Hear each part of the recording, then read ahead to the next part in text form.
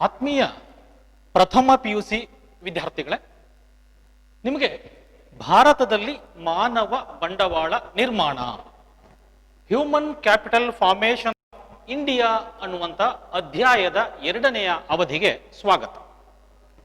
ನಾವು ಕಳೆದ ಅವಧಿನಲ್ಲಿ ಮಾನವ ಬಂಡವಾಳ ನಿರ್ಮಾಣ ಅಂದ್ರೆ ಏನು, ಮಾನವ ಬಂಡವಾಳ ಅಂದ್ರೆ ಏನು, ಮಾನವ ಬಂಡವಾಳವನ್ನು ನಿರ್ಮಾಣ ಮಾಡುವಂತ ಮೂಲಗಳು ಯಾವ್ಯಾವುದು ಅನ್ನುವಂಥದ್ರ ಬಗ್ಗೆ ಅಧ್ಯಯನವನ್ನ ಮಾಡಿದ್ವಿ. ಅವುಗಳನ್ನು ಅಧ್ಯಯನ ಮಾಡುವಾಗ ನಮಗೊಂದು ಸ್ಪಷ್ಟವಾದಂಥ ಮಾಹಿತಿ ಗೊತ್ತಾಗ್ತು. ಭಾರತದಲ್ಲಿ ಮಾನವ ಬಂಡವಾಳದ ನಿರ್ಮಾಣದ ಮೂಲಕ ದೇಶದ ಆರ್ಥಿಕ ಬೆಳವಣಿಗೆಯನ್ನ ಸಾಧಿಸೋಕೆ ಸಾಧ್ಯ ಇದೆ ಅನ್ನುವಂಥದ್ದನ್ನ ಪ್ರಪಂಚದ ಅರ್ಥವ್ಯವಸ್ಥೆಗಳ ಮೂಲಕ ನಾವು ಅರ್ಥ ಮಾಡ್ಕೊಂಡ್ವಿ. ಜಗತ್ತಿನ ಮುಂದುವರೆದಂತಹ ದೇಶಗಳು ಇವತ್ತು ಯಾಕೆ ಆ ಪ್ರಮಾಣದ ಪ್ರಗತಿಯನ್ನ ಸಾಧಿಸಿದ್ವು ಅಂತಾದ್ರೆ ಅಲ್ಲಿ ಮಾನವ ಬಂಡವಾಳ ನಿರ್ಮಾಣಕ್ಕೆ ಹೆಚ್ಚು ಆದ್ಯತೆಯನ್ನ ಕೊಟ್ಟರು. ಹಾಗಾಗಿಯೇ ಅವರು ಆರ್ಥಿಕ ಬೆಳವಣಿಗೆಯನ್ನ ಸಾಧಿಸಿದ್ರು. ಹಾಗಾಗಿ ನಾವು ಇವತ್ತು ಮಾನವ ಬಂಡವಾಳ ಮತ್ತು ಆರ್ಥಿಕ ಬೆಳವಣಿಗೆ ಅನ್ನುವಂಥ ಒಂದು ಘಟಕದ ಬಗ್ಗೆ ಅಧ್ಯಯನವನ್ನ ಮಾಡೋಣ. ಮಾನವ ಬಂಡವಾಳ ಮತ್ತು ಆರ್ಥಿಕ ಬೆಳವಣಿಗೆ, human capital and economic growth ಅಂತೇಳಿ ಮಾನವ ಬಂಡವಾಳವನ್ನ ನಿರ್ಮಾಣ ಮಾಡುವಂತಹ ಮೂಲಕ ದೇಶದಲ್ಲಿ ಆರ್ಥಿಕ ಬೆಳವಣಿಗೆಯನ್ನ ಸಾಧಿಸಬಹುದಾ ಅನ್ನುವಂಥದ್ದು ಈ ಘಟಕದ ಪರಿಕಲ್ಪನೆ. ಹಾಗಾಗಿ ಈ ಆರ್ಥಿಕ ಬೆಳವಣಿಗೆ ಅಂದ್ರೆ ಏನು ಅನ್ನುವಂಥದ್ರ ಬಗ್ಗೆ ನಾವು ನೋಡೋದಾದ್ರೆ, ಒಂದು ದೇಶದ ನೈಜ ರಾಷ್ಟ್ರೀಯ ಆದಾಯದಲ್ಲಿ ಆಗುವಂತಹ ಹೆಚ್ಚಳವನ್ನ ಆರ್ಥಿಕ ಬೆಳವಣಿಗೆ ಅಂತೇಳಿ ಕರೀತಾರೆ. ಒಂದು ದೇಶದ ನೈಜ ರಾಷ್ಟ್ರೀಯ ಆದಾಯದಲ್ಲಿ ಆಗುವಂತಹ ಹೆಚ್ಚಳವನ್ನ ಆರ್ಥಿಕ ಬೆಳವಣಿಗೆ ಅಂತೇಳಿ ಕರೀತಾರೆ. ಹೀಗೆ ಒಂದು ದೇಶದ ನೈಜ ರಾಷ್ಟ್ರೀಯ ಆದಾಯ ಹೆಚ್ಚಾಗಬೇಕು ಅಂತಾದ್ರೆ ಆ ದೇಶದಲ್ಲಿ ಮಾನವ ಬಂಡವಾಳ ಸೂಕ್ತ ಪ್ರಮಾಣದಲ್ಲಿ ಇರಬೇಕು. ಆಗ ಮಾತ್ರ ದೇಶದಲ್ಲಿ ಸಂಪನ್ಮೂಲಗಳು ಬಳಕೆಗೆ ಬರ್ತವೆ. ಆ ಸಂಪನ್ಮೂಲಗಳನ್ನ ಬಳಸಿಕೊಂಡು ಅಭಿವೃದ್ಧಿಯನ್ನ ಸಾಧಿಸೋಕೆ ಸಾಧ್ಯ ಆಗತ್ತೆ. ಅದರಿಂದ ಮಾನವ ಬಂಡವಾಳ ಆರ್ಥಿಕ ಬೆಳವಣಿಗೆಯ ಸೋಪಾನ ಅಂತ ಹೇಳಿದ್ರೆ ತಪ್ಪಾಗಲ್ಲ. ಈ ಮಾನವ ಬಂಡವಾಳವನ್ನ ಬಳಸ್ಕೊಂಡೇ ನಾವು ಒಂದು ದೇಶದ ಆರ್ಥಿಕ ಬೆಳವಣಿಗೆಯನ್ನ ಸಾಧಿಸಬೇಕು. ದೇಶದಲ್ಲಿರುವಂತಹ ಸಂಪನ್ಮೂಲಗಳನ್ನ ಬಳಸ್ಕೊಂಡು ದೇಶದ ಆರ್ಥಿಕ ಬೆಳವಣಿಗೆಯನ್ನ ಸಾಧಿಸಬೇಕು ಅಂತ ಆದ್ರೆ ಅದಕ್ಕೆ ಮೂಲಭೂತವಾಗಿ ಬೇಕಾದದ್ದು ಮಾನವ ಬಂಡವಾಳ. ಹಾಗಿದ್ರೆ ಮಾನವ ಬಂಡವಾಳದಿಂದ ಏನೆಲ್ಲ ಪ್ರಯೋಜನಗಳು ಆಗ್ತವೆ, ಆರ್ಥಿಕ ಬೆಳವಣಿಗೆಗೆ ಇವು ಹೇಗೆ ಸಹಾಯಕ ಆಗ್ತವೆ ಅನ್ನುವಂಥದ್ದನ್ನ ಮುಂದಿನ ಅಂಶಗಳ ಮೂಲಕ ನಾವು ತಿಳ್ಕೊಳ್ಳಿಕ್ಕೆ ಸಾಧ್ಯ ಇದೆ. ಒಂದು ದೇಶದಲ್ಲಿ ಮಾನವ ಬಂಡವಾಳವನ್ನ ನಿರ್ಮಾಣ ಮಾಡಿದ್ರೆ ಆ ಮೂಲಕ ಭೌತಿಕ ಸರಕುಗಳ ಉತ್ಪಾದನೆ ಹೆಚ್ಚುತ್ತೆ. ಒಂದು ದೇಶದ ಆರ್ಥಿಕ ಬೆಳವಣಿಗೆ ಆಗಬೇಕು ಅಂದ್ರೆ ಆ ದೇಶದಲ್ಲಿ ಉತ್ತಮವಾದ ರಸ್ತೆಗಳು ಇರಬೇಕು, ಉತ್ತಮವಾದ ಕಟ್ಟಡಗಳು ಇರಬೇಕು, ಉತ್ತಮವಾದ ಯಂತ್ರಗಳು ಇರಬೇಕು, ಶಾಲೆಗಳು ಬೇಕು, ಕಾಲೇಜುಗಳು ಬೇಕು. ಇಂತಹ ಭೌತಿಕ ಬಂಡವಾಳಗಳು ಹೇಗೆ ನಿರ್ಮಾಣ ಆಗ್ತವೆ ಅಂದ್ರೆ ಉತ್ತಮ ಶಿಕ್ಷಣ ಮತ್ತು ಉತ್ತಮ ತರಬೇತಿಯನ್ನ ಪಡೆದಂತಹ ವ್ಯಕ್ತಿಗಳಿಂದ ಮಾತ್ರ. ಯಾರು ನೈಪುಣ್ಯತೆಯನ್ನ ಹೊಂದಿರ್ತಾರೋ, ಯಾರು ದಕ್ಷತೆಯನ್ನ ಹೊಂದಿರ್ತಾರೋ ಅಂಥವರಿಂದ ಭೌತಿಕ ಸರಕುಗಳ ಉತ್ಪಾದನೆ ಸಾಧ್ಯ ಆಗುತ್ತೆ. ಮಾನವನ ಬಯಕೆಗಳ ಈಡೇರಿಕೆಗೆ ಭೌತಿಕ ಸರಕುಗಳು ಬಹಳ ಮುಖ್ಯ. ಉತ್ಪಾದನೆಯಾದ ಸರಕು ಸೇವೆಗಳನ್ನ ಬಳಸ್ಕೊಂಡು ಮಾನವ ತನ್ನ ಬಯಕೆಗಳನ್ನ ಈಡೇರಿಸ್ಕೊಳ್ಬೇಕಾಗತ್ತೆ, ತೃಪ್ತಿಪಡಿಸ್ಕೊಳ್ಬೇಕಾಗತ್ತೆ. ಆ ಮಾನವನ ಬಯಕೆಗಳ ತೃಪ್ತಿಗೆ ಬೇಕಾದಂತ ಭೌತಿಕ ಸರಕುಗಳು ಉತ್ಪಾದನೆ ಆಗುವುದು ಮಾನವ ಬಂಡವಾಳದ ಮೂಲಕ. ಮಾನವ ಬಂಡವಾಳವನ್ನು ಬಳಸ್ಕೊಂಡು ದೇಶದಲ್ಲಿ ಭೌತಿಕ ಸರಕುಗಳನ್ನ ನಾವು ಉತ್ಪಾದನೆ ಮಾಡಬೇಕಾಗತ್ತೆ. ಒಂದು ಶಾಲೆ, ಒಂದು ಕಾಲೇಜು, ಒಂದು ಕಟ್ಟಡ, ಇವೆಲ್ಲವುಗಳ ಮೂಲಕ ಸಾಕಷ್ಟು ಜನರಿಗೆ ಅವು ಪ್ರಯೋಜನವನ್ನ ಕೊಡ್ತವೆ. ಆ ಪ್ರಯೋಜನವನ್ನ ಪಡ್ಕೊಂಡು ಒಂದು ದೇಶ ಆರ್ಥಿಕ ಬೆಳವಣಿಗೆಯನ್ನ ಸಾಧಿಸೋಕೆ ಸಾಧ್ಯ ಆಗುತ್ತೆ. ಯಾವುದೇ ದೇಶ ಭೌತಿಕ ಸರಕುಗಳ ಉತ್ಪಾದನೆ ಇಲ್ಲದೆ ಪ್ರಗತಿಯನ್ನ ಸಾಧಿಸೋಕೆ ಸಾಧ್ಯ ಆಗಲ್ಲ. ಆ ಭೌತಿಕ ಸರಕುಗಳು ಉತ್ಪಾದನೆ ಆಗಬೇಕು ಅಂತಾದ್ರೆ ಮಾನವ ಬಂಡವಾಳ ಪ್ರಮುಖವಾಗಿ ಬೇಕು. ಅದರಲ್ಲೂ ಎಂತಹ ಬಂಡವಾಳ?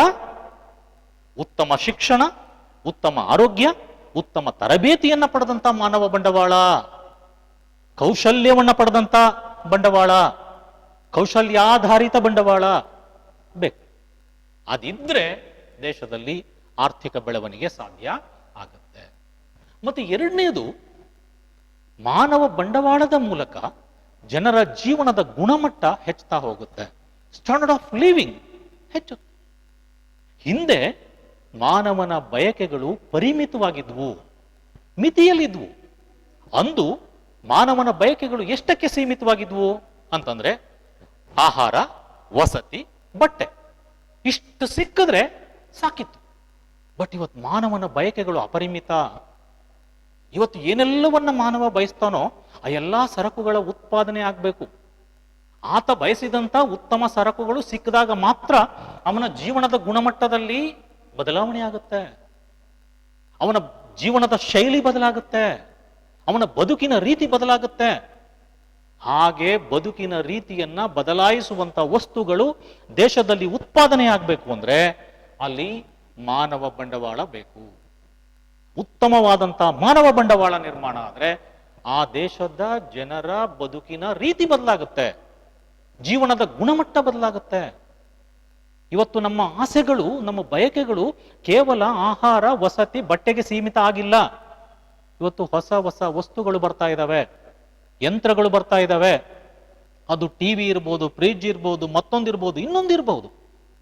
ಇವೆಲ್ಲವುಗಳು ನಮ್ಮ ಜೀವನದ ಗುಣಮಟ್ಟವನ್ನು ಬದಲಾಯಿಸ್ತಾ ಇವೆ.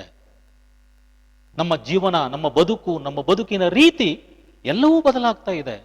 ಆ ಮೂಲಕ ದೇಶ ಆರ್ಥಿಕ ಬೆಳವಣಿಗೆಯನ್ನ ಸಾಧಿಸ್ತಾ ಇದೆ.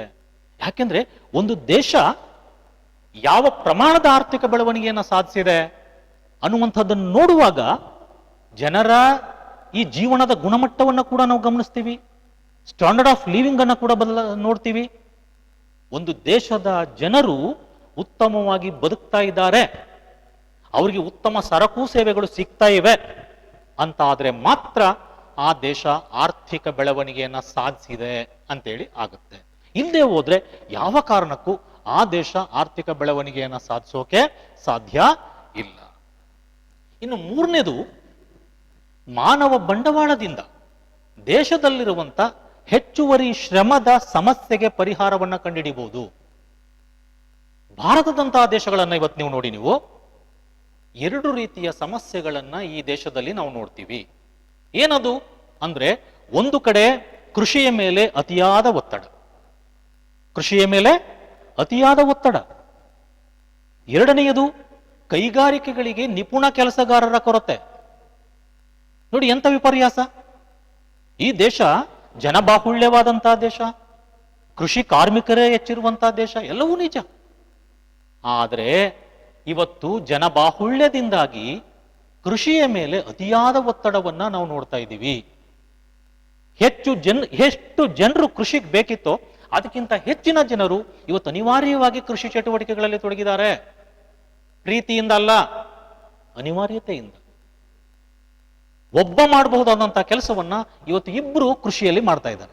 ಅಂದ್ರೆ ಒಬ್ಬನ ನಿರುದ್ಯೋಗವನ್ನ ಇವತ್ತು ಇಬ್ರು ಹಂಚ್ಕೋತಾ ಇದ್ದಾರೆ. ಅದನ್ನೇ ನಾವು ಮರೆಮಾಚಿದ ನಿರುದ್ಯೋಗ ಅಂತ ಕರಿತೀವಿ. ಮೇಲ್ನೋಟಕ್ಕೆ ಅಲ್ಲಿ ಇಬ್ಬರು ಉದ್ಯೋಗಿಗಳು ಕೆಲಸ ಮಾಡ್ತಾ ಇದ್ದಾರೆ, ಆದ್ರೆ ಅಲ್ಲಿ ಕೆಲಸ ಇರೋದು ಒಬ್ಬನಿಗೆ ಮಾತ್ರ. ಉತ್ಪಾದನೆ ಇಬ್ಬರು ಮಾಡಿದ್ರು ಅಷ್ಟೇ, ಒಬ್ಬ ಮಾಡಿದ್ರು ಅಷ್ಟೇ. ಅಂದ್ರೆ ದೇಶದ ಆರ್ಥಿಕ ಬೆಳವಣಿಗೆಗೆ ಅದರಿಂದ ಯಾವ ಪ್ರಯೋಜನವೂ ಇಲ್ಲ. ಯಾಕೆ ಹೀಗಾಗ್ತಾ ಇದೆ ಅಂದ್ರೆ ಅವ್ರಿಗೆ ಪರ್ಯಾಯ ಉದ್ಯೋಗಗಳಿಲ್ಲ, ಅಥವಾ ಪರ್ಯಾಯ ಉದ್ಯೋಗಗಳಿಗೆ ಬೇಕಾದಂತ ಕೌಶಲ್ಯ ಅವರಿಗಿಲ್ಲ. ಆ ಕಾರಣಕ್ಕಾಗಿ ಅನಿವಾರ್ಯವಾಗಿ ಇವತ್ತು ಕೃಷಿಯ ಮೇಲೆ ಅಧಿಕ ಒತ್ತಡವನ್ನ, ಅತಿಯಾದ ಒತ್ತಡವನ್ನ ನಾವು ನೋಡ್ತಾ ಇದ್ದೀವಿ.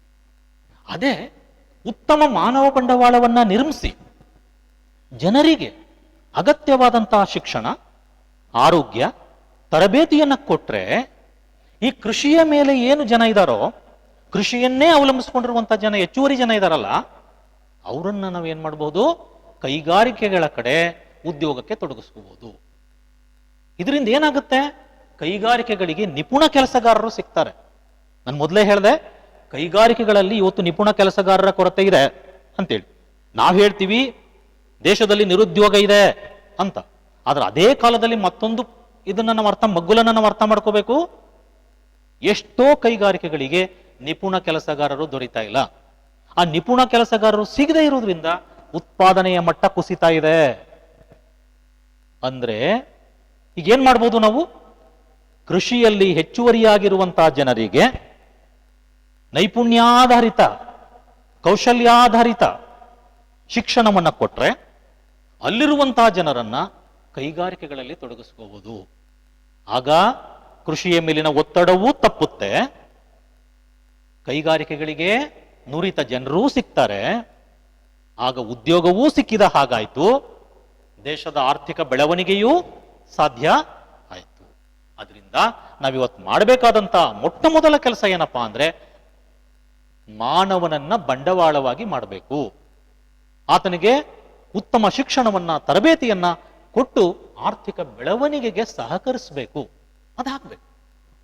ಮತ್ತೆ ನಾಲ್ಕನೆಯದಾಗಿ, ಮಾನವ ಬಂಡವಾಳ ನಿರ್ಮಾಣದಿಂದ ಹೊಸ ಹೊಸ ಆವಿಷ್ಕಾರಗಳು ಜಾರಿಗೆ ಬರ್ತವೆ. ಇನೋವೇಷನ್ ಅಂಡ್ ಇನ್ವೆನ್ಷನ್ ಸಾಧ್ಯ ಆಗುತ್ತೆ. ಆವಿಷ್ಕಾರಗಳು ಮತ್ತೆ ಸಂಶೋಧನೆಗಳು ಕಲಿತಂತಹ ಜನರು, ತಾಂತ್ರಿಕ ಪರಿಣತಿಯನ್ನ ಪಡೆದಂತಹ ಜನರು ಹೊಸ ಹೊಸ ವಸ್ತುಗಳನ್ನ ಉತ್ಪಾದನೆ ಮಾಡ್ತಾರೆ, ಬೆಳಕಿಗೆ ತರ್ತಾರೆ. ಇವತ್ತು ಜರ್ಮನಿ, ಜಪಾನ್, ಅಮೆರಿಕ, ಇಂಗ್ಲೆಂಡ್ ಆ ಎಲ್ಲ ದೇಶಗಳು ತಂತ್ರಜ್ಞಾನದಲ್ಲಿ ಯಾಕೆ ಈ ಮಟ್ಟದ ಸಾಧನೆಯನ್ನ ಮಾಡಿದ್ವು ಅಂದ್ರೆ ಅವರಿಗೆ ಆ ಮಟ್ಟದ ಶಿಕ್ಷಣ ಸಿಕ್ತು, ತರಬೇತಿ ಸಿಕ್ತು.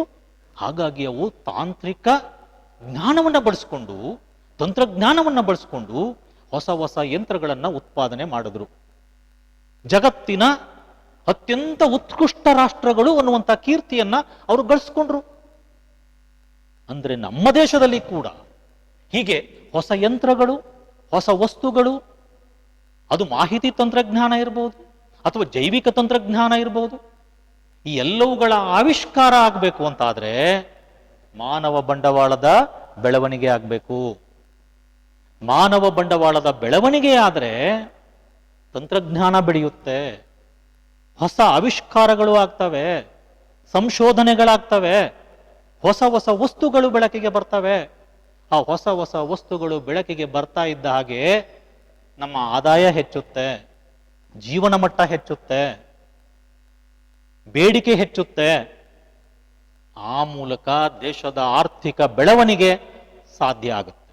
ಅಂದಮೇಲೆ ಈ 4 ಅಂಶಗಳೇನಿದಾವೆ, ಈ 4 ಅಂಶಗಳ ಬಗ್ಗೆ ನಾವು ಅಧ್ಯಯನವನ್ನು ಮಾಡಿದ್ರೆ ನಮಗೆ ಗೊತ್ತಾಗುತ್ತೆ ಮಾನವ ಬಂಡವಾಳ ಒಂದು ದೇಶದ ಆರ್ಥಿಕ ಬೆಳವಣಿಗೆಗೆ ಎಷ್ಟು ಮುಖ್ಯ ಅಂತೇಳಿ. ಅರ್ಥ ಆಯ್ತಲ್ವಾ? ಓಕೆ.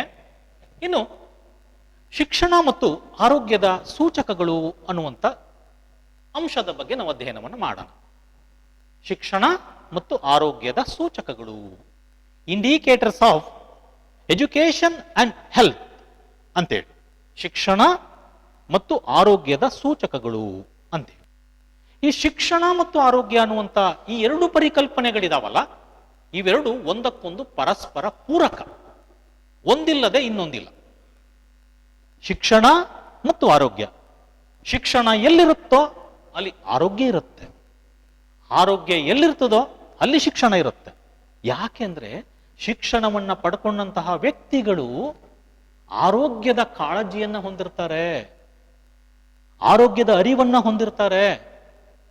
ಹಾಗೆ ಆರೋಗ್ಯವನ್ನ ಹೊಂದಿರುವಂತಹ ವ್ಯಕ್ತಿಗಳು ಕಲಿಕೆಯ ಗುಣಮಟ್ಟವನ್ನ ಹೆಚ್ಚಿಸ್ಕೋತಾರೆ, ಉತ್ತಮ ರೀತಿಯಲ್ಲಿ ಕಲಿತಾರೆ. ಅಂದಮೇಲೆ ಇವು ಒಂದಕ್ಕೊಂದು ಪೂರಕ. ಹಾಗಿದ್ರೆ ಈ ಶಿಕ್ಷಣ ಮತ್ತು ಆರೋಗ್ಯದ ಸೂಚಕಗಳು ಯಾವ್ಯಾವುದು? ಒಂದು ದೇಶ ಶಿಕ್ಷಣ ಮತ್ತು ಆರೋಗ್ಯದಲ್ಲಿ ಹಿಂದುಳಿದಿದೆಯಾ, ಮುಂದುವರೆದಿದೆಯಾ ಅನ್ನುವಂಥದ್ದನ್ನು ತಿಳ್ಕೊಳ್ಳೋದೇ ಹಾಗೆ ಅಂತಂದ್ರೆ ಅದನ್ನು ತಿಳ್ಕೊಳ್ಳಿಕ್ಕೆ ನಾವು 5 ಸೂಚಕಗಳನ್ನು ಬಳಸ್ತೀವಿ. ಅದು ಯಾವ್ಯಾವುದಪ್ಪ ಅಂತಂದ್ರೆ, ಒಂದು ತಲಾ ಆದಾಯ, ಪರ್ ಕ್ಯಾಪಿಟಲ್ ಇನ್ಕಮ್. 2 ಕಚ್ಚಾ ಮರಣ ದರ, ಕ್ರೂಡ್ ಡೆತ್ ರೇಟ್. 3 ಶಿಶು ಮರಣ ದರ, ಇನ್ಫ್ಯಾಂಟ್ ಮಾರ್ಟ್ಯಾಲಿಟಿ. 4 ನಿರೀಕ್ಷಿತ ಜೀವಿತಾವಧಿ, ಲೈಫ್ ಎಕ್ಸ್ಪೆಕ್ಟೆನ್ಸಿ ರೇಟ್. 5 ಸಾಕ್ಷರತೆ, ಲಿಟ್ರೇಸಿ ರೇಟ್. ಈ 5 ಅನ್ನ ಶಿಕ್ಷಣ ಮತ್ತು ಆರೋಗ್ಯದ ಸೂಚಕಗಳು ಅಂತೇಳಿ ನಾವು ಕರಿತೀವಿ. ಹಾಗಿದ್ರೆ ಈ ತಲಾ ಆದಾಯ ಹೇಗೆ ಒಂದು ದೇಶದ ಶಿಕ್ಷಣ ಮತ್ತು ಆರೋಗ್ಯದ ಸೂಚಕ ಆಗುತ್ತೆ ಅನ್ನುವಂಥದ್ರ ಬಗ್ಗೆ ನಾವು ನೋಡೋದಾದ್ರೆ ನಿಮಗೆ ಗೊತ್ತಿದೆ ತಲಾ ಆದಾಯ ಅಂದ್ರೆ ಏನು ಅಂತ. ರಾಷ್ಟ್ರೀಯ ಆದಾಯದಲ್ಲಿ ಆ ದೇಶದ ಪ್ರತಿಯೊಬ್ಬ ವ್ಯಕ್ತಿಗೆ ಸಿಗುವಂತ ಪಾಲನ್ನ ತಲಾ ಆದಾಯ ಅಂತ ಕರೀತಾರೆ. ಪರ್ ಕ್ಯಾಪಿಟಲ್ ಇನ್ಕಮ್ ಅಂತೇಳಿ ಕರೀತಾರೆ. ಒಂದು ದೇಶದ ರಾಷ್ಟ್ರೀಯ ಆದಾಯದಲ್ಲಿ ಆ ದೇಶದ ಪ್ರತಿಯೊಬ್ಬ ವ್ಯಕ್ತಿಗೆ ಸಿಗುವಂತ ಪಾಲಿದೆಯಲ್ಲ, ಭಾಗ ಇದೆಯಲ್ಲ, ಅದನ್ನ ತಲಾ ಆದಾಯ ಅಂಥೇಳಿ ಕರೀತಾರೆ. ಯಾವ ದೇಶದಲ್ಲಿ ತಲಾ ಆದಾಯ ಹೆಚ್ಚಿರ್ತದೋ ಆ ದೇಶ ಆರ್ಥಿಕವಾಗಿ ಬೆಳವಣಿಗೆಯನ್ನು ಸಾಧಿಸಿದೆ. ಆ ಮೂಲಕ ಆ ದೇಶದಲ್ಲಿ ಶಿಕ್ಷಣ ಮತ್ತು ಆರೋಗ್ಯಗಳು ಸಿಕ್ಕಿವೆ ಅಂತ. ಯಾಕೆಂದ್ರೆ ಒಬ್ಬ ವ್ಯಕ್ತಿಯ ತಲಾ ಆದಾಯ ಹೆಚ್ಚಿದ್ರೆ ಆತ ಉತ್ತಮ ಶಿಕ್ಷಣವನ್ನು ಪಡ್ಕೊಳ್ತಾನೆ, ಉತ್ತಮ ಆರೋಗ್ಯವನ್ನು ಪಡ್ಕೊತಾನೆ. ಆತನಿಗೆ ಆದಾಯವೇ ಇಲ್ಲದೆ ಹೋದ್ರೆ ಅವನು ಯಾವ ಶಿಕ್ಷಣವನ್ನು ಪಡ್ಕೊಳ್ಳಿಕ್ಕೆ ಸಾಧ್ಯ, ಯಾವ ಆರೋಗ್ಯವನ್ನು ಪಡ್ಕೊಳ್ಳಿಕ್ಕೆ ಸಾಧ್ಯ? ಗುಣಮಟ್ಟದ ಶಿಕ್ಷಣ, ಗುಣಮಟ್ಟದ ಆರೋಗ್ಯ ಆತನಿಗೆ ಸಿಗಲಿಕ್ಕೆ ಸಾಧ್ಯನೇ ಇಲ್ಲ. ಹಾಗಾಗಿಯೇ ತಲಾ ಆದಾಯವನ್ನ ನಾವು ಶಿಕ್ಷಣ ಮತ್ತು ಆರೋಗ್ಯದ ಪ್ರಥಮ ಸೂಚಕವಾಗಿ ನೋಡ್ತೀವಿ. ಉದಾಹರಣೆಗೆ ಭಾರತದಲ್ಲಿ ಇವು ಹೇಗೆ ಬೆಳವಣಿಗೆಯಾಗಿವೆ ಅನ್ನುವಂಥದ್ದನ್ನು ಕೂಡ ನಾವು ನೋಡ್ಬೋದು. ನೋಡಿ, 1951, 2001, 2013 ಮತ್ತೆ ಇತ್ತೀಚಿನ ವರದಿ ರೀಸೆಂಟ್ ಆಗಿ ಹೇಗೆ ಇವುಗಳಲ್ಲಿ ಬದಲಾವಣೆ ಆಗಿದೆ ಅನ್ನುವಂಥದ್ದನ್ನು ತಿಳ್ಕೊಂಡ್ರೆ ಈ ದೇಶದಲ್ಲಿ ಶಿಕ್ಷಣ ಮತ್ತು ಆರೋಗ್ಯದ ಬೆಳವಣಿಗೆಗಳು ಹೇಗಾಗ್ತಾ ಇವೆ ಅನ್ನುವಂಥದ್ದನ್ನ ತಿಳ್ಕೊಳ್ಳಿಕ್ಕೆ ಸಾಧ್ಯ ಆಗುತ್ತೆ. ಈ ಉದಾಹರಣೆಗೆ ನಾವು ನೋಡೋಣ. 1951ರಲ್ಲಿ ಭಾರತದ ಪ್ರತಿಯೊಬ್ಬ ವ್ಯಕ್ತಿಯ ತಲಾ ಆದಾಯ 7,651 ರೂಪಾಯಿ. 1951ರಲ್ಲಿ ಈ ದೇಶದ ಪ್ರತಿಯೊಬ್ಬ ವ್ಯಕ್ತಿಯ ಆದಾಯ ಕೇವಲ ವಾರ್ಷಿಕ ಆದಾಯ 7,651 ರೂಪಾಯಿ. ಅದು 2001ರಲ್ಲಿ 23,095 ರೂಪಾಯಿಗೆ ಹೆಚ್ಚಿತು. 2001ರಲ್ಲಿ ಅದು 23,095 ರೂಪಾಯಿಗೆ ಹೆಚ್ಚಿತು. 2013ರಲ್ಲಿ 41,255 ರೂಪಾಯಿಗೆ ಹೆಚ್ಚಿತು. ಗಮನಿಸಿ ನೀವು, ತಲಾ ಆದಾಯ ನಿರಂತರವಾಗಿ ಬೆಳವಣಿಗೆಯನ್ನ ಹೊಂದ್ತಾ ಇದೆ. ತಲಾ ಆದಾಯ ನಿರಂತರವಾಗಿ ಬೆಳವಣಿಗೆಯನ್ನ ಹೊಂದ್ತಾ ಇದೆ ಅಂದ್ರೆ ಏನರ್ಥ? ದೇಶದಲ್ಲಿ ಆರೋಗ್ಯ ಮತ್ತು ಶಿಕ್ಷಣಗಳು ಹೆಚ್ಚುತ್ತಾ ಇವೆ ಅಂತೇಳಿ. ಅದೇ ರೀಸೆಂಟ್ ಆಗಿ ತಕೊಂಡ್ರೆ ನಾವು ಇತ್ತೀಚಿನ ವರದಿಗಳನ್ನ ನಾವು ನೋಡೋದಾದ್ರೆ ಭಾರತದ ತಲಾ ಆದಾಯ 1,25,804 ರೂಪಾಯಿ. 1,25,804 ರೂಪಾಯಿ. ಈ ಅಂಕಿಅಂಶಗಳನ್ನ ಗಮನಿಸ್ತಾ ಹೋಗಿ ನೀವು. 7,651 ರೂಪಾಯಿಯಲ್ಲಿ 1,25,804 ರೂಪಾಯಿಯಲ್ಲಿ ನಿಜ ಬೆಲೆಗಳು ಹೆಚ್ಚಿರಬಹುದು, ಹಣದುಬ್ಬರ ಜಾಸ್ತಿ ಆಗಿರಬಹುದು, ಕೊಂಡುಕೊಳ್ಳುವ ಸಾಮರ್ಥ್ಯ ಕಡಿಮೆ ಆಗಿದೆ ಅಂತ ಅನ್ನಿಸಬಹುದು. ಆದರೂ ಕೂಡ ದೇಶದಲ್ಲಿ ನಿರಂತರವಾಗಿ ತಲಾ ಆದಾಯ ಹೆಚ್ಚುತ್ತಾ ಇದೆ. ಇದು ಬೆಳವಣಿಗೆಯ ಸೂಚಕ. ದೇಶದಲ್ಲಿ ಬೆಳವಣಿಗೆ ಸಾಧ್ಯ ಆಗ್ತಾ ಇದೆ ಅನ್ನುವಂಥದ್ದು ಶುಭ ಸೂಚನೆ ಇದು. ಆಯ್ತಾ? ಮತ್ತೆ ಎರಡನೇದು ನೋಡಿ, ಕಚ್ಚಾ ಮರಣ ದರ, ಕ್ರೂಡ್ ಡೆತ್ ರೇಟ್. ಹಾಗಂದ್ರೆ ಏನು ಅಂತ ನೋಡೋದಾದ್ರೆ 1,000ಕ್ಕೆ ಪ್ರತಿ ವರ್ಷ ಸಾಯುವ ಜನರ ಸಂಖ್ಯೆಯನ್ನ ಕಚ್ಚಾ ಮರಣ ದರ ಅಂತ ಕರೀತಾರೆ. ಪ್ರತಿ 1,000ಕ್ಕೆ ಸಾಯುವ ಜನರ ಸಂಖ್ಯೆಯನ್ನ ಕಚ್ಚಾ ಮರಣ ದರ ಅಂತೇಳಿ ಕರೀತಾರೆ. ಯಾವ ದೇಶದಲ್ಲಿ ಕಚ್ಚಾ ಮರಣ ದರ ಹೆಚ್ಚಿರ್ತದೋ ಆ ದೇಶದಲ್ಲಿ ಜನರಿಗೆ ಶಿಕ್ಷಣ ಮತ್ತು ಆರೋಗ್ಯಗಳು ಸಮರ್ಪಕವಾಗಿ ಸಿಕ್ಕಿಲ್ಲ ಅಂತ ಅರ್ಥ. ಯಾವ ದೇಶದಲ್ಲಿ ಕಚ್ಚಾ ಮರಣದ ಪ್ರಮಾಣ ಕಡಿಮೆ ಇರ್ತದೋ ಆ ದೇಶದಲ್ಲಿ ಅಲ್ಲಿನ ಜನರಿಗೆ ಆರೋಗ್ಯ ಮತ್ತು ಶಿಕ್ಷಣಗಳು ದೊರೆತಿವೆ ಅಂತೇಳಿ ಅರ್ಥ. ಹಾಗಿದ್ರೆ ಭಾರತದ ಸ್ಥಿತಿಗತಿಗಳನ್ನು ನಾವು ಗಮನಿಸೋಣ.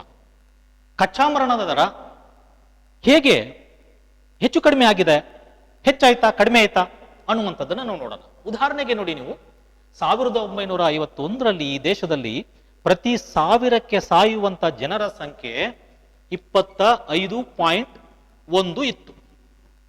1,000 ಜನಕ್ಕೆ 25.1 ಜನ ಸಾಯ್ತಾ ಇದ್ರು. 2001ರಲ್ಲಿ ಈ ಪ್ರಮಾಣ 8.1ಕ್ಕೆ ಇಳಿತು. ಪ್ರತಿ 1000ಕ್ಕೆ 8.1 ಜನ ಸಾಯ್ತಾ ಇದ್ರು. ಈ ಪ್ರಮಾಣ 2013ರಲ್ಲಿ ಪ್ರತಿ 1000ಕ್ಕೆ 7ಕ್ಕಿಳಿತು. ಈಗಲೂ ಕೂಡ ಪ್ರತಿ 1000ಕ್ಕೆ 7 ಇದೆ. ಇದನ್ನು ಗಮನಿಸಿ ನೀವು. 1951ರಲ್ಲಿ ಈ ದೇಶದಲ್ಲಿ ಕಚ್ಚಾ ಮರಣ ದರ 25.1 ಇತ್ತು. ಈಗ 7 ಇದೆ. ಅಂದ್ರೆ ಅರ್ಥ ಏನು? ಈ ದೇಶದಲ್ಲಿ ಆರೋಗ್ಯ ಮತ್ತು ಶಿಕ್ಷಣ ಸೌಲಭ್ಯಗಳು ಹೆಚ್ಚುತ್ತಾ ಇದೆ. ಕಚ್ಚಾ ಮರಣ ದರ ಕಡಿಮೆ ಆಗ್ತಾ ಇದೆ ಅಂದ್ರೆ ಏನರ್ಥ? ಈ ದೇಶದಲ್ಲಿ ಆರೋಗ್ಯ ಮತ್ತು ಶಿಕ್ಷಣದ ಮೇಲಿನ ಹೂಡಿಕೆ ಹೆಚ್ಚುತ್ತಾ ಇದೆ. ಯಾಕೆಂದ್ರೆ ಆಸ್ಪತ್ರೆಗಳ ಸೌಲಭ್ಯಗಳು, ವೈದ್ಯಕೀಯ ಸೌಲಭ್ಯಗಳು, ಚುಚ್ಚುಮದ್ದುಗಳು ಹೆಚ್ಚಾಗ್ತಾ ಹೋದಾಗ ಸಾಯುವಂತಹ ಜನರ ಸಂಖ್ಯೆ ಕಡಿಮೆ ಆಗ್ತಾ ಹೋಗುತ್ತೆ. ಇನ್ನು ಮೂರನೆಯದನ್ನು ಗಮನಿಸಿ ನೀವು, ಶಿಶು ಮರಣ ದರ, ಇನ್ಫ್ಯಾಂಟ್ ಮಾರ್ಟಾಲಿಟಿ. ಏನಿದು ಶಿಶು ಮರಣ ದರ ಅಂದ್ರೆ ಹುಟ್ಟಿದಂತಹ ಒಂದು ಮಗು ತನ್ನ ಮೊದಲ ವರ್ಷದ ಹುಟ್ಟು ಹಬ್ಬವನ್ನ ಆಚರಿಸಿಕೊಳ್ಳುವ ಮೊದಲೇ ಸತ್ತು ಹೋದ್ರೆ ಅದನ್ನ ಶಿಶು ಮರಣ ದರ ಅಂತ ಕರೀತಾರೆ. ಹುಟ್ಟಿದಂತಹ ಒಂದು ಮಗು ತನ್ನ ಮೊದಲ ವರ್ಷದ ಹುಟ್ಟು ಹಬ್ಬವನ್ನ ಆಚರಿಸಿಕೊಳ್ಳುವ ಮೊದಲೇ ಸತ್ತು ಹೋದ್ರೆ ಅದನ್ನ ಶಿಶು ಮರಣ ದರ ಅಂತ ಕರೀತಾರೆ. ಅಥವಾ ಸಿಂಪಲ್ ಆಗಿ ಹೀಗೂ ಹೇಳ್ಬೋದು, ಒಂದು ಮಗು 1 ವರ್ಷ ತುಂಬೋದ್ರೊಳಗೆ ಸತ್ತು ಹೋದ್ರೆ ಅದನ್ನ ಶಿಶು ಮರಣ ಅಂತ ಕರೀತಾರೆ. ಶಿಶು ಮರಣ ಯಾವುದನ್ನ ತೋರಿಸುತ್ತೆ? ಶಿಶು ಮರಣ ದರ ಹೆಚ್ಚಿದ್ರೆ ಆ ದೇಶದಲ್ಲಿ ಶಿಕ್ಷಣ ಮತ್ತು ಆರೋಗ್ಯಗಳು ದೊರೆತಿಲ್ಲ ಅಂತ ಅರ್ಥ. ಯಾವ ದೇಶದಲ್ಲಿ ಶಿಶು ಮರಣ ದರದ ಪ್ರಮಾಣ ಕಡಿಮೆ ಇರ್ತದೋ ಆ ದೇಶದಲ್ಲಿ ಶಿಕ್ಷಣ ಮತ್ತು ಆರೋಗ್ಯ ಹೆಚ್ಚಿದೆ ಅಂತ ಅರ್ಥ. ಉದಾಹರಣೆಗೆ ಭಾರತದ ಸ್ಥಿತಿಗತಿಯನ್ನು ನೀವು ಗಮನಿಸಿ.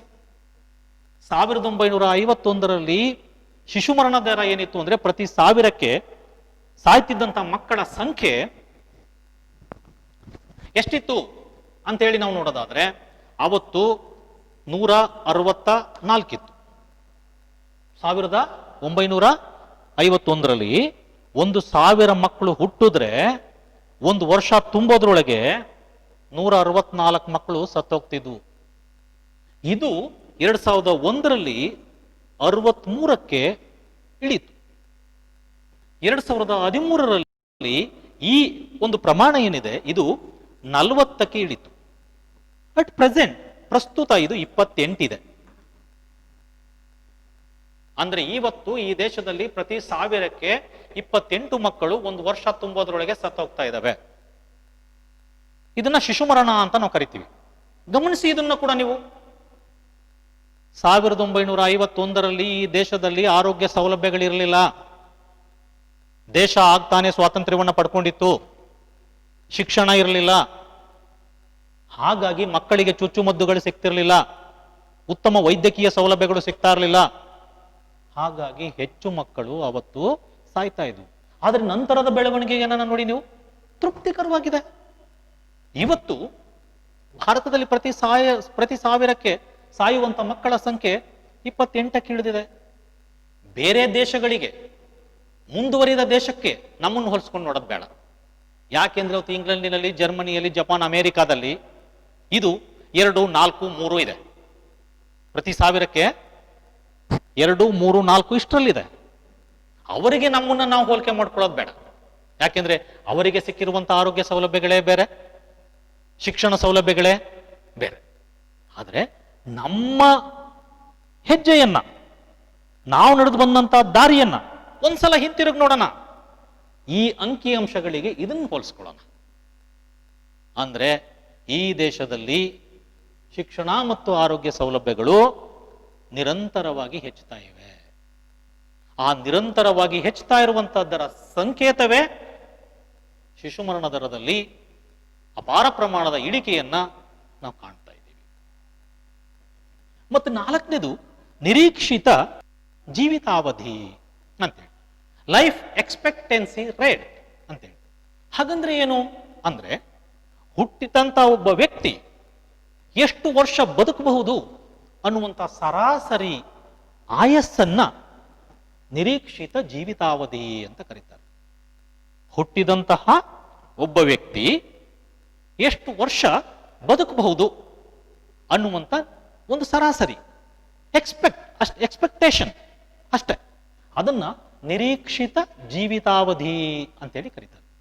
ಯಾವ ದೇಶದಲ್ಲಿ ಜನರ ನಿರೀಕ್ಷಿತ ಜೀವಿತಾವಧಿ ಹೆಚ್ಚಿದೆಯೋ ಆ ದೇಶದಲ್ಲಿ ಆ ಜನರಿಗೆ ಶಿಕ್ಷಣ ಮತ್ತು ಆರೋಗ್ಯ ಸೌಲಭ್ಯಗಳು ಹೆಚ್ಚು ಸಿಕ್ಕಿವೆ ಅಂತ ಅರ್ಥ. ಒಂದು ದೇಶದ ಜನರಿಗೆ ಉತ್ತಮ ಶಿಕ್ಷಣ ಸಿಕ್ಕಿದ್ರೆ, ಉತ್ತಮ ಆರೋಗ್ಯ ಸೌಲಭ್ಯಗಳು ಸಿಕ್ಕಿದ್ರೆ, ಅದನ್ನು ಸಮರ್ಪಕವಾಗಿ ಬಳಸ್ಕೊಂಡಾದ ಜನ ಸಹಜವಾಗಿಯೇ ಹೆಚ್ಚು ವರ್ಷ ಬದುಕ್ತಾರೆ. ಯಾಕೆಂದ್ರೆ ಜೀವನಿರೋಧಕ ಶಕ್ತಿಗಳು ಹೆಚ್ಚುತ್ತವೆ, ಹಾಗಾಗಿ ಹೆಚ್ಚು ಕಾಲ ಬದುಕ್ತಾರೆ. ಒಂದು ವೇಳೆ ಶಿಕ್ಷಣದ ಕೊರತೆ ಆಗ್ಬಿಟ್ರೆ, ಆರೋಗ್ಯ ಸೌಲಭ್ಯಗಳ ಕೊರತೆ ಆಗ್ಬಿಟ್ರೆ, ಆ ಜನ ಹೆಚ್ಚು ದಿನ ಬದುಕೋಕೆ ಸಾಧ್ಯನೇ ಇಲ್ಲ. ಆಗ ಸಹಜವಾಗಿಯೇ ನಿರೀಕ್ಷಿತ ಜೀವಿತಾವಧಿಯ ಪ್ರಮಾಣ ವರ್ಷಗಳು ಕಡಿಮೆ ಆಗ್ತಾ ಹೋಗ್ತವೆ. ಭಾರತದಲ್ಲಿ ಈ ಸ್ಥಿತಿಗತಿ ಹೇಗಿದೆ ಅನ್ನುವಂಥದ್ದನ್ನ ನಾವು ನೋಡೋಣ ಒಂದ್ಸಲ. ನೋಡಿ, 1951ರಲ್ಲಿ ಈ ದೇಶದಲ್ಲಿ ಸರಾಸರಿ ನಿರೀಕ್ಷಿತ ಜೀವಿತಾವಧಿ ಎಷ್ಟಿತ್ತಪ್ಪ ಅಂದ್ರೆ ಕೇವಲ 32 ವರ್ಷ ಇತ್ತು. ಒಬ್ಬ 100 ವರ್ಷ ಬದುಕಬಹುದು, ಒಬ್ಬ 10 ವರ್ಷಕ್ಕೆ ಸತ್ತೋಗ್ಬೋದು. ಸರಾಸರಿಯನ್ನು ನಾನು ಹೇಳ್ತಾ ಇರೋದು. ಸರಾಸರಿ ಜೀವಿತಾವಧಿ ಎಷ್ಟಿತ್ತು? 32 ವರ್ಷ ಇತ್ತು. ಇದು 2001ರಲ್ಲಿ ಎಷ್ಟಾಯಿತು ಅಂತಂದ್ರೆ 63 ವರ್ಷಗಳಿಗೆ ಹೆಚ್ಚಿತು. ನಿರೀಕ್ಷಿತ ಜೀವಿತಾವಧಿ 63 ವರ್ಷಗಳಿಗೆ ಹೆಚ್ಚಿತು. ಅಂದ್ರೆ ಏನರ್ಥ? 1951ಕ್ಕೂ 2001ಕ್ಕೂ ಶಿಕ್ಷಣ ಮತ್ತು ಆರೋಗ್ಯ ಸೌಲಭ್ಯಗಳಲ್ಲಿ ಅಜಗಜಾಂತರ ವ್ಯತ್ಯಾಸವನ್ನ ನಾವು ಗುರುತಿಸಿದ್ವಿ. ಆವತ್ತಿದ್ದಂಥ ಆರೋಗ್ಯ ಸೌಲಭ್ಯಗಳಿಗೂ 2001ರಲ್ಲಿದ್ದಂಥ ಆರೋಗ್ಯ ಸೌಲಭ್ಯಗಳಿಗೂ ತುಂಬಾ ವ್ಯತ್ಯಾಸವನ್ನ ನಾವು ನೋಡಿದ್ವಿ. ಆಸ್ಪತ್ರೆಗಳ ಸಂಖ್ಯೆ ಹೆಚ್ಚಿತು, ಡಾಕ್ಟರ್ಗಳ ಸಂಖ್ಯೆ ಹೆಚ್ಚಿತು, ಚುಚ್ಚುಮದ್ದುಗಳ ಸಂಖ್ಯೆ ಹೆಚ್ಚಿತು. ಹಾಗಾಗಿ ಜನರ ಬದುಕುವ ಅವಧಿ ಕೂಡ ಹೆಚ್ಚಿತು. 2001ರಲ್ಲಿ ಇದು 67 ವರ್ಷಕ್ಕೆ ಹೆಚ್ಚಿತು. ನಿರೀಕ್ಷಿತ ಜೀವಿತಾವಧಿ 67 ವರ್ಷಗಳಿಗೆ ಹೆಚ್ಚಿತು. ಈಗ ಇತ್ತೀಚಿನ ವರದಿಗಳ ಪ್ರಕಾರ ಭಾರತದಲ್ಲಿ ಜನರ ನಿರೀಕ್ಷಿತ ಜೀವಿತಾವಧಿ 70 ವರ್ಷಗಳಿಗೆ ಹೆಚ್ಚಿದೆ. ನೋಡಿ, 32 ವರ್ಷ ಎಲ್ಲಿ, 70 ವರ್ಷ ಎಲ್ಲಿ? ಅಂದ್ರೆ ನಾವು ಸಾಧನೆಯ ಹಾದಿಯಲ್ಲಿ ಬಹಳಷ್ಟು ಮುಂದಿದ್ದೀವಿ. ಇನ್ನಷ್ಟು ಸಾಧಿಸಬೇಕು, ಬೇರೆ ಮಾತು. ಇನ್ನಷ್ಟು ಸಾಧಿಸಬೇಕಾಗಿದೆ. ಎಲ್ಲವನ್ನೂ ಸಾಧಿಸ್ಬಿಟ್ವಿ ಎನ್ನುವಂತ ತೃಪ್ತಿ ಏನಿಲ್ಲ. ಎಲ್ರಿಗೂ ಆರೋಗ್ಯ ಸೌಲಭ್ಯ ಸಿಕ್ಬಿಟ್ಟಿದೆ, ಶಿಕ್ಷಣ ಸೌಲಭ್ಯ ಸಿಕ್ಬಿಟ್ಟಿದೆ ಅಂತ ಹೇಳ್ಕೊಳ್ಳುವಂತ ಹೆಮ್ಮೆ ನಮ್ಗಿಲ್ಲ. ಆದ್ರೆ ನಿರೀಕ್ಷಿತ ಜೀವಿತಾವಧಿಯ ಈ ಲೆಕ್ಕವನ್ನ ತಗೊಂಡಾಗ, ಈ ಅಂಕಿಅಂಶಗಳನ್ನ ನಾವು ನೋಡಿದಾಗ ದೇಶದಲ್ಲಿ ಜನರಿಗೆ ಶಿಕ್ಷಣ ಮತ್ತು ಆರೋಗ್ಯ ಸೌಲಭ್ಯಗಳು ಒಂದು ಮಟ್ಟಕ್ಕೆ ಸಿಗ್ತಾ ಇವೆ. ಹಾಗಾಗಿ ದೇಶದಲ್ಲಿ ಆರೋಗ್ಯ ಸೌಲಭ್ಯಗಳು ಹೆಚ್ಚುತ್ತಾ ಇವೆ ಅಂತ ಹೇಳಿ ನಾವು ಅಂದ್ಕೋಬೇಕಾಗುತ್ತೆ. ಮತ್ತೆ 5ನೇದು ಸಾಕ್ಷರತೆ, ಲಿಟ್ರೇಸಿ ರೇಟ್. ಏನಿದು ಲಿಟ್ರೇಸಿ ರೇಟ್? ಸಾಕ್ಷರತೆ ಅಂತಂದ್ರೆ ಅಂದ್ರೆ ಯಾವುದೇ ಒಂದು ಭಾಷೆಯಲ್ಲಿ ಒಂದು ಸರಳ ವಾಕ್ಯವನ್ನ ಓದುವ, ಬರೆಯುವ, ಅರ್ಥ ಮಾಡಿಕೊಳ್ಳುವ ಶಕ್ತಿಯನ್ನ ಸಾಕ್ಷರತೆ ಅಂತ ಕರೀತಾರೆ. ಯಾವುದೇ ಒಂದು ಭಾಷೆಯಲ್ಲಿ ಒಂದು ಸರಳ ವಾಕ್ಯವನ್ನ ಓದುವ, ಬರೆಯುವ, ಅರ್ಥ ಮಾಡಿಕೊಳ್ಳುವಂತ ಶಕ್ತಿಯನ್ನ ಸಾಕ್ಷರತೆ ಅಂತೇಳಿ ಕರೀತಾರೆ. ಯಾವ ದೇಶದಲ್ಲಿ ಸಾಕ್ಷರತೆ ಹೆಚ್ಚಿರ್ತದೋ ಆ ದೇಶದಲ್ಲಿ ಆರೋಗ್ಯದ ಕಾಳಜಿ ಹೆಚ್ಚಿರ್ತದೆ. ಯಾವ ದೇಶದಲ್ಲಿ ಸಾಕ್ಷರತೆ ಕಡಿಮೆ ಇರ್ತದೋ ಆ ದೇಶದಲ್ಲಿ ಶಿಕ್ಷಣ ಮತ್ತು ಆರೋಗ್ಯಗಳು ಕಡಿಮೆ ಇರ್ತವೆ ಅಂತ ಹೇಳಿ ಅರ್ಥ. ಭಾರತದ ಉದಾಹರಣೆಯನ್ನ ನಾವು ನೋಡೋದಾದ್ರೆ ಅದೇ ಅಂಕಿಅಂಶಗಳನ್ನ ಇಟ್ಕೊಳ್ಳೋಣ ನಾವು. ಇದೇ ಅಂಕಿಅಂಶಗಳನ್ನ ಇಟ್ಕೊಂಡು ನಾವು ನೋಡೋದಾದ್ರೆ 1951ರಲ್ಲಿ ಸಾಕ್ಷರತೆಯ ಪ್ರಮಾಣ ಎಷ್ಟಿತ್ತಪ್ಪ ಅಂತಂದ್ರೆ 16.6% ಇತ್ತು. 16.6%. 100ಕ್ಕೆ 16.6% ಜನ ಮಾತ್ರ ಶಿಕ್ಷಿತರಿದ್ರು. ಸಾಕ್ಷರರಿದ್ರು. ಇದು 2001ರಲ್ಲಿ 62.2ಕ್ಕೆ ಹೆಚ್ಚಿತು. ಶೇಕಡ 62.2ಕ್ಕೆ ಹೆಚ್ಚಿತು. 2013ರಲ್ಲಿ ಈ ಪ್ರಮಾಣ ಏನಿತ್ತು ಇದು ಶೇಕಡ 74ಕ್ಕೆ ಹೆಚ್ಚಿತು. ಪ್ರಸ್ತುತ ಇದು ಶೇಕಡ 77 ಇದೆ. ಅಂದ್ರೆ ಏನರ್ಥ? ಸಾಕ್ಷರತೆಯ ಪ್ರಮಾಣ ಈ ದೇಶದಲ್ಲಿ ಹೆಚ್ಚುತ್ತಾ ಇದೆ. ಯಾಕೆ ಸಾಕ್ಷರತೆಯ ಪ್ರಮಾಣ ಹೆಚ್ಚುತ್ತಾ ಇದೆ ಅಂದ್ರೆ ದೇಶದಲ್ಲಿ ಶಿಕ್ಷಣ ಮತ್ತು ಆರೋಗ್ಯದ ಮೇಲಿನ ಹೂಡಿಕೆ, ಇನ್ವೆಸ್ಟ್ಮೆಂಟ್ ಹೆಚ್ಚುತ್ತಾ ಇದೆ. ಶಿಕ್ಷಣ ಮತ್ತು ಆರೋಗ್ಯ ಮೂಲಭೂತ ಪರಿಕಲ್ಪನೆಗಳು, ಮೂಲಭೂತ ಅಗತ್ಯಗಳು ಅನ್ನುವಂಥ ಸತ್ಯ ನಮ್ಗೆ ಅರ್ಥ ಆಗ್ತಾ ಇದೆ. ಹಾಗಾಗಿ ಅದರ ಮೇಲಿನ ಹೂಡಿಕೆಯ ಪ್ರಮಾಣ ಕೂಡ ಹೆಚ್ಚುತ್ತಾ ಇರೋದ್ರಿಂದ ಈ ದೇಶದಲ್ಲಿ ಆರೋಗ್ಯ ಮತ್ತು ಶಿಕ್ಷಣ ಸೌಲಭ್ಯಗಳು ಹೆಚ್ಚುತ್ತಾ ಇದೆ. ಓಕೆನಾ? ಇದನ್ನ ಶಿಕ್ಷಣ ಮತ್ತು ಆರೋಗ್ಯದ ಸೂಚಕಗಳು ಅಂತೇಳಿ ನಾವು ಕರಿತೀವಿ. ಇನ್ನು ನೆಕ್ಸ್ಟ್, ಭಾರತದ ಆರ್ಥಿಕ ಬೆಳವಣಿಗೆಯನ್ನು ಕುರಿತ ಹಾಗೆ 2 ವರದಿಗಳು ಬಂದಿವೆ. ಆ 2 ವರದಿಗಳನ್ನ ನಾವು ಗಮನಿಸೋದಾದ್ರೆ ನೋಡಿ, ಜರ್ಮನಿಯ ಡ್ಯೂಶ್ಚೆ ಬ್ಯಾಂಕ್, ಜರ್ಮನಿಯ ಡ್ಯೂಶ್ಚೆ ಬ್ಯಾಂಕ್ ಜಾಗತಿಕ ಬೆಳವಣಿಗೆ ಕೇಂದ್ರಗಳು, ಜಾಗತಿಕ ಬೆಳವಣಿಗೆ ಕೇಂದ್ರಗಳು, global growth centres, global growth centres ಅನ್ನುವಂಥ ಒಂದು ರಿಪೋರ್ಟ್ನಲ್ಲಿ ಒಂದು ವರದಿಯನ್ನ ಕೊಡುತ್ತೆ. ಅದು ಏನು ಹೇಳುತ್ತೆ ಅಂತಂದ್ರೆ 2020ರ ಅಷ್ಟೊತ್ತಿಗೆ, ಅಂದ್ರೆ ಈ ವರ್ಷ 2020ರ ಅಷ್ಟೊತ್ತಿಗೆ ಭಾರತ ಪ್ರಪಂಚದ 4 ಜಾಗತಿಕ ಕೇಂದ್ರಗಳಲ್ಲಿ ಅಂತ ಹೆಸರನ್ನ ಪಡ್ಕೊಳ್ಳುತ್ತೆ. ಆ ಮಟ್ಟಕ್ಕೆ ಈ ದೇಶ ಪ್ರಗತಿಯನ್ನು ಸಾಧಿಸುತ್ತೆ ಅಂತೇಳಿ ಡ್ಯೂಶ್ಚೆ ಬ್ಯಾಂಕಿನ ವರದಿ ಹೇಳುತ್ತೆ. ಇನ್ನು ಎರಡನೆಯದು ವಿಶ್ವಸಂಸ್ಥೆಯ ಒಂದು ವರದಿ ಹೇಳುತ್ತೆ. ಅದು ಒಂದು ವರದಿಯನ್ನು ಕೊಡುತ್ತೆ, ಭಾರತ ಮತ್ತು ಜ್ಞಾನ ಆರ್ಥಿಕತೆ ಅಂತೇಳಿ. ಭಾರತ ಮತ್ತು ಜ್ಞಾನ ಆರ್ಥಿಕತೆ, India and economic knowledge of economy ಅಂತೇಳಿ ಒಂದು ವರದಿಯನ್ನು ಕೊಡುತ್ತೆ. ಅದು ಹೇಳುತ್ತೆ ಭಾರತ ತನ್ನಲ್ಲಿರುವಂತ ಈ ಜ್ಞಾನವನ್ನು ಬಳಸ್ಕೊಳ್ಳೋದಾದ್ರೆ, ಜ್ಞಾನದ ಕಡೆ ಹೊರಳೋದಾದ್ರೆ ಜಗತ್ತಿನ ಜ್ಞಾನದ ದೇಶಗಳಲ್ಲಿ ಭಾರತ ಕೂಡ ಒಂದಾಗುತ್ತೆ. ಆಗ ತಲಾ ಆದಾಯ ತೀವ್ರಗತಿಯಲ್ಲಿ ಹೆಚ್ಚುತ್ತೆ ಅನ್ನುವಂಥ ವರದಿಯನ್ನ ವಿಶ್ವಸಂಸ್ಥೆ ಕೊಡುತ್ತೆ. ಅಂದಮೇಲೆ ನಾವು ಕೂಡ ಆರ್ಥಿಕ ಬೆಳವಣಿಗೆಯ ಹಾದಿಯಲ್ಲಿ ಹೋಗ್ತಾ ಇದ್ದೀವಿ ಅಂತೇಳಿ ಅರ್ಥ ಮಾಡ್ಕೋಬೇಕಾಗುತ್ತೆ. ಇನ್ನು ಮುಂದಿನ ಟಾಪಿಕ್ಕು ಮಾನವ ಬಂಡವಾಳ ಮತ್ತು ಮಾನವ ಅಭಿವೃದ್ಧಿ ಅಂತ. ಈ ಮಾನವ ಬಂಡವಾಳ ಮತ್ತು ಮಾನವ ಅಭಿವೃದ್ಧಿ ಅನ್ನುವಂಥ ಈ ಪದಗಳು ಮೇಲ್ನೋಟಕ್ಕೆ ಒಂದೇ ಅನ್ನುವ ಹಾಗೆ ಕಾಣ್ತವೆ. ಆದರೆ ಇವೆರಡರ ನಡುವೆ ಸ್ಪಷ್ಟವಾದಂಥ ವ್ಯತ್ಯಾಸ ಇದೆ. ಅದೇನೇನು ಅಂತ ನಾವು ನೋಡೋದಾದ್ರೆ, ಮಾನವ ಬಂಡವಾಳ ಅಂದ್ರೆ ಏನು ಅಂತಂದ್ರೆ ಶಿಕ್ಷಣ, ಆರೋಗ್ಯ ಮತ್ತು ಶ್ರಮದ ದಕ್ಷತೆಯನ್ನು ಹೆಚ್ಚಿಸುವ ಸಾಧನವಾಗಿ ಮಾನವ ಬಂಡವಾಳವನ್ನು ನಾವು ಅಧ್ಯಯನ ಮಾಡ್ತೀವಿ. ಶಿಕ್ಷಣ, ಆರೋಗ್ಯ ಮತ್ತು ಶ್ರಮದಕ್ಷತೆಯನ್ನು ಹೆಚ್ಚಿಸುವಂತ ಸಾಧನಗಳು ಅಂತೇಳಿ ಇಲ್ಲಿ ಪರಿಗಣನೆಯನ್ನ ಮಾಡ್ತೀವಿ. ಆದ್ರೆ ಇಲ್ಲಿ ಶಿಕ್ಷಣ, ಆರೋಗ್ಯ, ಶ್ರಮದಕ್ಷತೆ, ಆದ್ರೆ ಇಲ್ಲಿ ಆರೋಗ್ಯ ಮತ್ತು ಶಿಕ್ಷಣದ ಮೇಲೆ ಮಾನವ ಅಭಿವೃದ್ಧಿ ಅವಲಂಬಿತ ಆಗಿರುತ್ತದೆ. ಎರಡನೇದಾಗಿ, ಶಿಕ್ಷಣ ಮತ್ತು ಆರೋಗ್ಯದ ಮೇಲೆ ನಾವು ಏನು ಹೂಡಿಕೆಯನ್ನ ಮಾಡ್ತೀವೋ, ಇನ್ವೆಸ್ಟ್ ಅನ್ನ ಮಾಡ್ತೀವೋ, ಅದರಿಂದ ದೇಶದ ಬೆಳವಣಿಗೆ ಆಗ್ಲೇಬೇಕು ಅಂತೇಳಿ ನಾವು ಬಯಸ್ತೀವಿ, ನಿರೀಕ್ಷೆ ಮಾಡ್ಕೋತೀವಿ. ಒಂದು ವೇಳೆ ನಾವು ಹೂಡಿದಂತ ಬಂಡವಾಳದಿಂದ ದೇಶದ ಆರ್ಥಿಕ ಬೆಳವಣಿಗೆ ಸಾಧ್ಯ ಆಗ್ಲಿಲ್ಲ ಅಂತ ಆದ್ರೆ ಅದನ್ನ ನಾವೇನಂತ ಕರಿತೀವಿ ಅಂದ್ರೆ ಅನುತ್ಪಾದಕ ವೆಚ್ಚ ಅಂತ ಕರಿತೀವಿ. ಆದ್ರೆ ಇಲ್ಲಿ ಮಾನವ ಅಭಿವೃದ್ಧಿಯಲ್ಲಿ ಹಾಗಲ್ಲ. ಅದು ದೇಶದ ಆರ್ಥಿಕ ಬೆಳವಣಿಗೆ ಆಗ್ಲಿ ಆಗದೆ ಹೋಗ್ಲಿ, ಶಿಕ್ಷಣ ಮತ್ತು ಆರೋಗ್ಯದ ಮೇಲೆ ಬಂಡವಾಳವನ್ನ ಹೂಡಲೇಬೇಕು. ಯಾಕೆ ಅಂದ್ರೆ ಇಲ್ಲಿ ದೇಶದ ಆರ್ಥಿಕ ಬೆಳವಣಿಗೆಗಿಂತ ಮಾನವನ ಯೋಗಕ್ಷೇಮ ಮುಖ್ಯ. ಮಾನವನ ಯೋಗಕ್ಷೇಮ ಮುಖ್ಯ. ಹಾಗಾಗಿ ಬಂಡವಾಳವನ್ನು ಹೂಡಲೇಬೇಕು. ಇನ್ನು ಮೂರನೇದು, ಇದರ ವ್ಯಾಪ್ತಿ ಚಿಕ್ಕದು. ಮಾನವ ಬಂಡವಾಳದ ವ್ಯಾಪ್ತಿ ಚಿಕ್ಕದು ಮಾನವ ಅಭಿವೃದ್ಧಿಯ ವ್ಯಾಪ್ತಿ ವಿಶಾಲವಾದದ್ದು. ಹಾಗಾಗಿ ಈ ಎರಡನ್ನ ನಾವು ಹೀಗೆ ಅಧ್ಯಯನವನ್ನ ಮಾಡ್ತೀವಿ.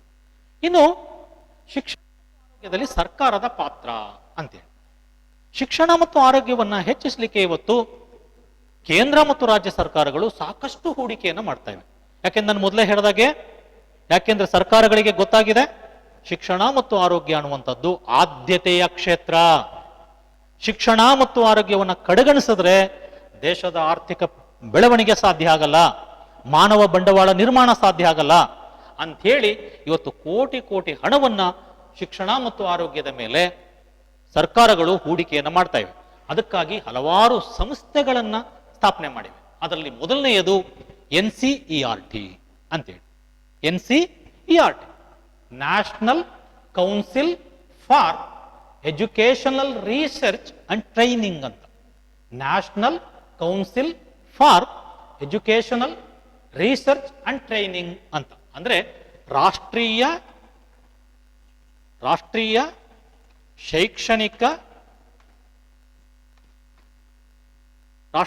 ಶೈಕ್ಷಣಿಕ ಸಂಶೋಧನೆ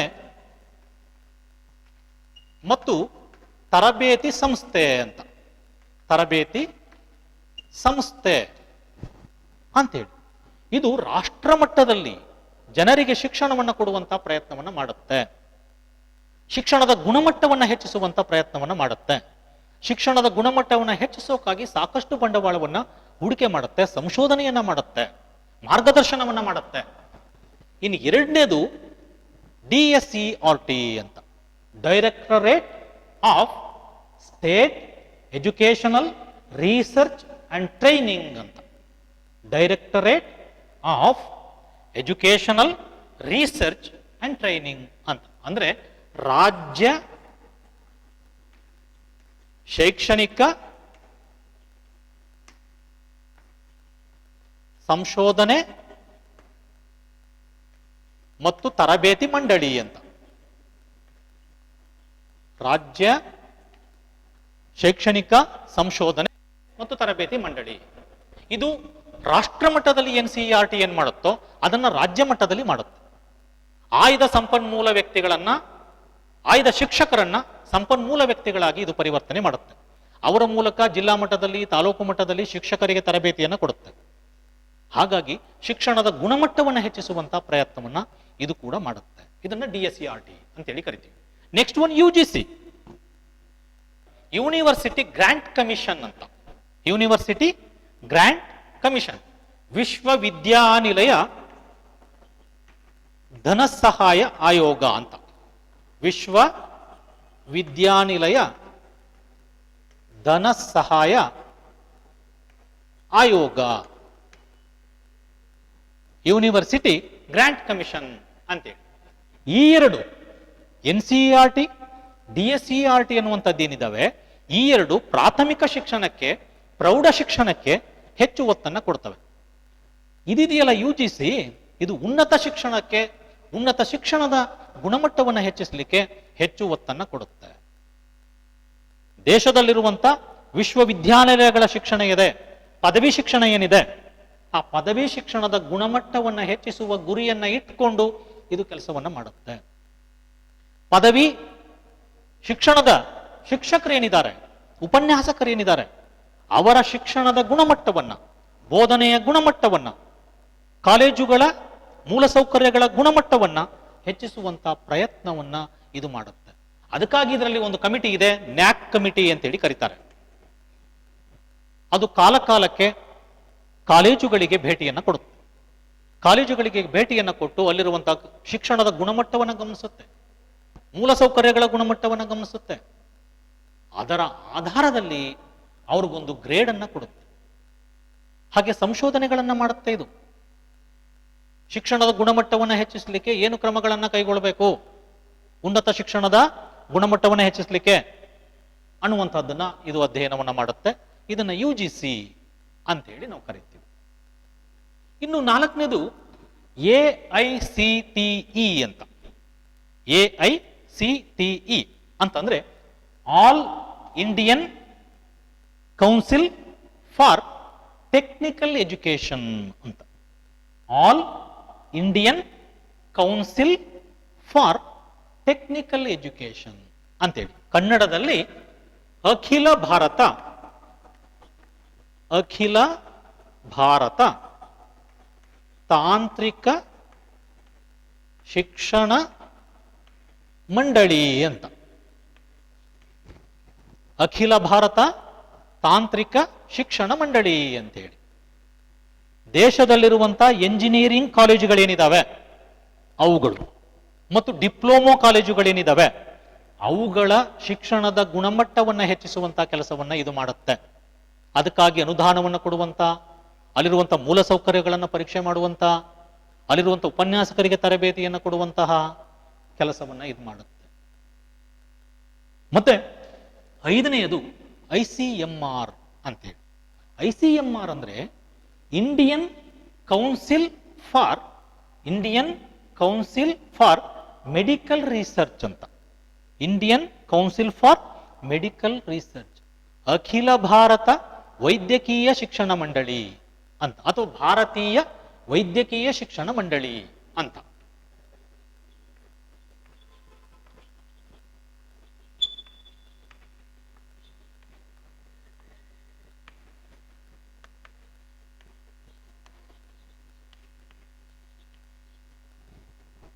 ಅದರ ಹೆಸರೇ ಹೇಳೋ ಹಾಗೆ ವೈದ್ಯಕೀಯ ಶಿಕ್ಷಣದ ಅಂದ್ರೆ ಮೆಡಿಕಲ್ ಕಾಲೇಜುಗಳೇನಿದಾವೆ ಆ ಮೆಡಿಕಲ್ ಕಾಲೇಜುಗಳ ಶಿಕ್ಷಣದ ಗುಣಮಟ್ಟವನ್ನು ಹೆಚ್ಚಿಸುವಂತಹ ಪ್ರಯತ್ನವನ್ನ ಅದು ಮಾಡುತ್ತೆ. ಅದಕ್ಕೆ ಬೇಕಾದಂತಹ ಸಂಶೋಧನೆಗಳನ್ನ ಅದು ಮಾಡುತ್ತೆ. ಅದಕ್ಕೆ ಬೇಕಾದಂತಹ ಹೂಡಿಕೆಗಳನ್ನ ಅದು ಮಾಡುತ್ತೆ. ಆ ಮೂಲಕ ಶಿಕ್ಷಣದ ಗುಣಮಟ್ಟವನ್ನು ಹೆಚ್ಚಿಸುವಂತಹ ಪ್ರಯತ್ನವನ್ನ ಅದು ಮಾಡುತ್ತೆ. ಈಗ ನೀವು ಗಮನಿಸಿದ್ರಿ, ಪ್ರಾಥಮಿಕ ಹಂತದಿಂದ ಉನ್ನತ ಶಿಕ್ಷಣದವರೆಗೆ ಎಲ್ಲಾ ರೀತಿಯ ಶಿಕ್ಷಣ ಕ್ರಮಗಳನ್ನ ಹೆಚ್ಚಿಸುವಂತ, ಶಿಕ್ಷಣದ ಗುಣಮಟ್ಟವನ್ನು ಹೆಚ್ಚಿಸುವಂತ ಸಂಸ್ಥೆಗಳು ಈ ದೇಶದಲ್ಲಿ ಕೆಲಸವನ್ನ ಮಾಡ್ತಾ ಇವೆ. ಹಾಗೆ ಅವು ಕೆಲಸವನ್ನ ಮಾಡಬೇಕು ಅಂದ್ರೆ ಸರ್ಕಾರದ ಪಾತ್ರ ಇಲ್ಲಿ ಪ್ರಮುಖವಾದದ್ದು. ಖಾಸಗಿ ವ್ಯಕ್ತಿಗಳಿಗಿಂತ ಸರ್ಕಾರದ ಪಾತ್ರ ಇಲ್ಲಿ ತುಂಬಾ ಮುಖ್ಯ. ಸರ್ಕಾರ, ಅದು ಕೇಂದ್ರ ಸರ್ಕಾರ ಇರಬಹುದು, ರಾಜ್ಯ ಸರ್ಕಾರಗಳಾಗಿರಬಹುದು, ಅವೆಲ್ಲವೂ ಕೂಡ ಉನ್ನತ ಗುಣಮಟ್ಟದ ಶಿಕ್ಷಣ ಕೊಡ್ಲಿಕ್ಕಾಗಿ ಸಕಲ ಪ್ರಯತ್ನಗಳನ್ನ ಮಾಡ್ತಾ ಇವೆ. ಪ್ರತಿ ವರ್ಷ ಕೋಟ್ಯಾಂತರ ರೂಪಾಯಿಗಳನ್ನ ಶಿಕ್ಷಣ ಮತ್ತು ಸಂಶೋಧನೆಯ ಮೇಲೆ ಬಳಸ್ತಾ ಇವೆ. ಯಾಕೆ ಅಂದ್ರೆ ಪ್ರತಿಯೊಬ್ಬರಿಗೂ ಈ ದೇಶದಲ್ಲಿ ಶಿಕ್ಷಣ ಸಿಕ್ಬೇಕು, ಪ್ರತಿಯೊಬ್ಬರಿಗೂ ಈ ದೇಶದಲ್ಲಿ ಆರೋಗ್ಯ ಸಿಕ್ಬೇಕು. ಆಗ ಮಾತ್ರ ದೇಶದಲ್ಲಿ ಉತ್ತಮವಾದಂತ ಮಾನವ ಬಂಡವಾಳ ನಿರ್ಮಾಣ ಸಾಧ್ಯ. ಮಾನವನನ್ನ ಹ್ಯೂಮನ್ ಕ್ಯಾಪಿಟಲ್ ಮಾಡಬೇಕು ಅಂತ ಆದ್ರೆ, ಮಾನವನನ್ನ ಬಂಡವಾಳವಾಗಿ ಮಾಡಬೇಕು ಅಂದ್ರೆ ಇದು ತುರ್ತು, ತುಂಬಾ ಅಗತ್ಯ.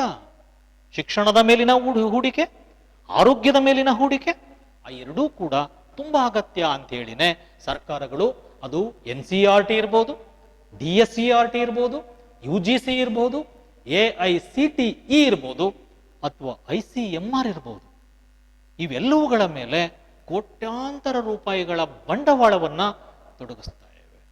ಇದೆಲ್ಲದರ ಮೂಲ ಉದ್ದೇಶ ಏನು? ಇದೆಲ್ಲದರ ಅಂತಿಮ ಗುರಿ ಏನು?